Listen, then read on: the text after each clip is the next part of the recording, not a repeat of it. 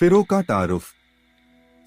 Furrow मिस्र का जालिम और तकाबूर करने वाला बादशाह था। उसने अपने आप को खुदा कह दिया था और लोगों पर सख्त जुल्म करता था। बनी इजराइल को गुलाम बनाकर उनसे सख्त मेहनत करवाता, और जब उसे खबर मिली कि उनमें से एक लड़का पैदा होगा जो उसकी हुकूमत खत्म करेगा, तो उसने नए पैदा होने वाले लड़कों को कत्ल करना शुरू कर दिया। आसिया बिन्त मुजाहिम का किरदार। एशिया बिन्त मुजाहिम फिरो की बीवी थी।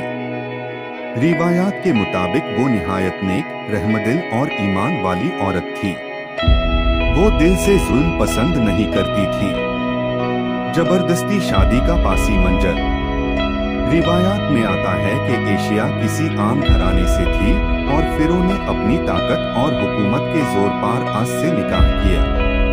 उस दौर में बादशाहों का रवैया अक्सर ऐसा होता था कि वो अपनी मर्जी से शादियां कर लेते थे और औरतों की रजामंदी को ज्यादा अहमियत नहीं दी जाती थी। इसलिए कई उलमा लिखते हैं कि ये शादी एशिया की मर्जी के बगैर या दबाव के साथ हुई थी, यानी असल में ये एक जबरदस्ती का रिश्ता था। लेकिन एशिया ने अपने अखलाक और सब्र से महल के अंदर भी नेकी का रास्ता चुना। मूसा एस का वाक़या।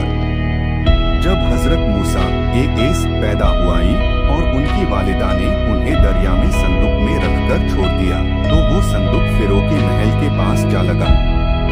एशिया ने जब उस बच्चे को देखा तो उसका दिल पिघल गया। कुरान में जिक्र है कि एशिया ने फिरो से कहा, ये बच्चा मेरी और तुम्हारी आंखों की ठंडक है, ईसाई कत्ल ना करो। इस तरह एशिया की वजह से मूसा एस की जान बाक गई। ईमान और अजमैश।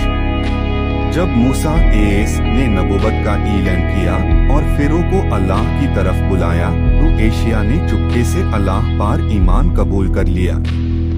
जब फिरो को पता चला कि उसकी बीवी ईमान ला चुकी है, तो उसने उसे सख्त अजाब दिया। रिवायात में है कि उसे धूप में लिटोकर पठार रखे गए, लेकिन वो अपने ईमान पर कायम रही।